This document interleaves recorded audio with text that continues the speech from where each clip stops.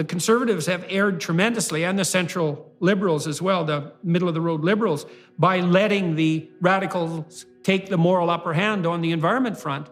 And their story, you look at what's going to happen in Europe and around the world, likely this winter, as we put tremendous stress on poor people by jacking up energy and food prices, is all that's going to be disastrous for the planet.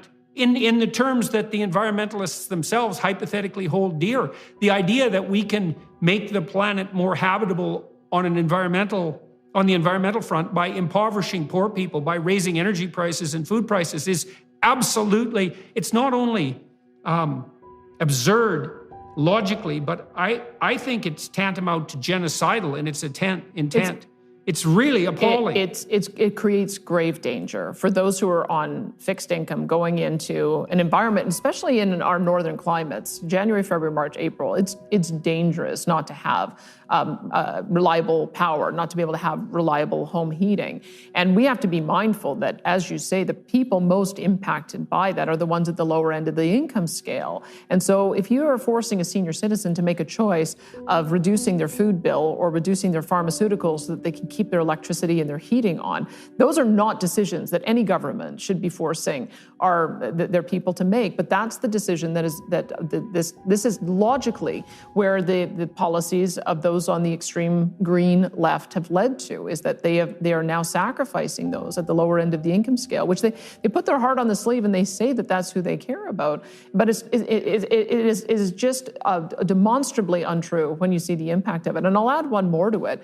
The only people that I have heard talk about the plight of those who are living in countries that do not have reliable energy and the impoverishment that occurs from it are some of the energy executives that are at our global conferences. This is part of the reason why we need to get reliable natural gas around the world, because when you look at some of the most impoverished countries in the world, they're using wood and dung and coal to heat their homes. I talked to somebody, a researcher in British Columbia, who said we have 44 million deaths per year because of indoor air quality problems.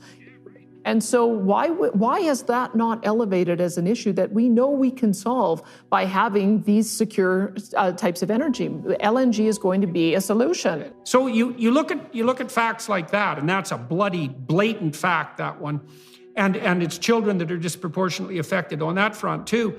And then you also look at the willingness of the so-called leftists who are hypothetically in favor of the poor to impoverish the poor as a consequence of their non-effective green policies. And you really have to ask, well, just what the hell is driving this? And the only answer that I can think of is that it's something fundamentally predicated on envy, and that the desire to bring down the capitalist system that produces those who are richer than the typical environmentalist, let's say, that takes precedence over everything. It takes precedence over care for the poor. It takes precedence even over hypothetical care for the planet. It's like tear the bloody capitalist system down, and it doesn't matter what or who gets destroyed in the process. Because otherwise, how do you explain it? Like the indoor air pollution fact alone, it's like that's incomprehensible. Obviously, the thing to do is to get cheap energy that's clean as possible, to developing countries as fast as possible. And then, on the environmental side, the stats are pretty damn clear that if you can get the gross domestic product of a country up to something averaging approximately $5,000 US a year, then people start taking a long view and caring about the environment. And so it's quite obvious that if we did everything we could to eradicate absolute poverty, mostly by driving energy prices down, then we could get people off of their reliance on those primitive biofuels that poison them and poison the planet and denude the territory, and we could get them caring about the environment.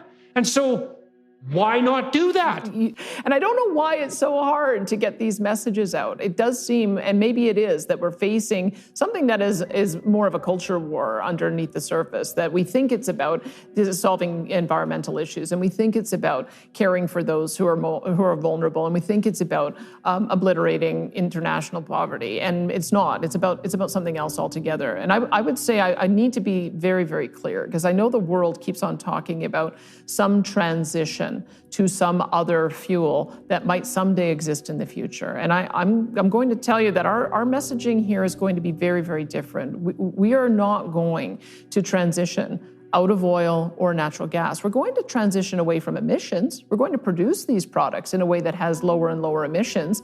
And we've got great technology to be able to do it. We're learning how to capture CO2 and to embed it into products to make them more durable or bury them underground. We're talking about developing out our hydrogen economy.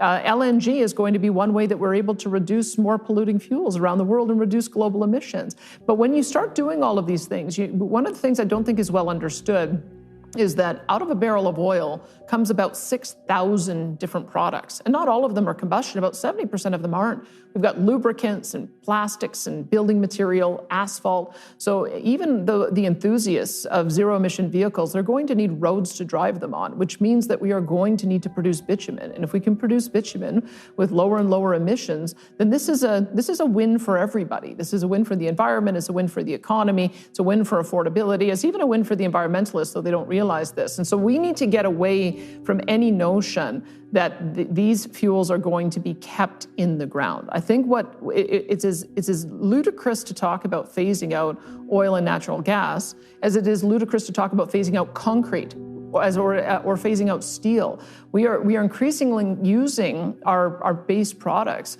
for construction materials, for plastics, and we are always going to need to have those. And as Michael Schellenberger has pointed out again quite brilliantly, is that when you start using these types of alternative construction materials, it means that you don't need to go to the natural environment to be able to harvest them there. And so you're able to preserve more habitat and you're able to preserve more of the environment. We just need a paradigm shift in how we talk about the environment.